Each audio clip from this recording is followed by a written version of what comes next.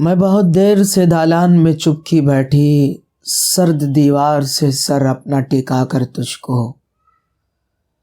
سوچتی ہوں کہ تو اس وقت کہاں پر ہوگا، کسی جلتے ہوئے چولہے کی طرف ہاتھ بڑھائے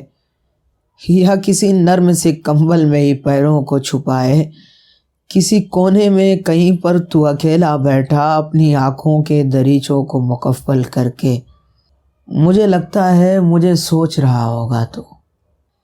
کہ وہ اس وقت کسی نظم میں کھوئی شاید میری تصویر سے موضوع سخن وا کرتی، کسی پیچیدہ ضخامت سے بھرے ناول کے چند جملوں کی سماعت سے ہراساں ہو کر خود سے لڑتے ہوئے اور آنکھ الٹتی ہوگی۔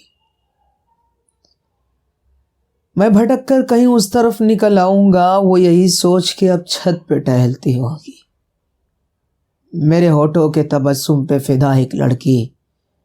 میری آنکھوں کے اشاروں سے بہلنے والی، جانے اب روٹھ کے وہ کیسے بہلتی ہوگی۔ میرے امراض میری سوچ میں رہنے والے، میرے رخسار پہ بہتے ہوئے پانی کی قسم، ہاں مجھے دیکھ تیرے ہجر میں کیا حال ہوا۔ وہ جو نظموں سے سخن کرتی بہل جاتی تھی،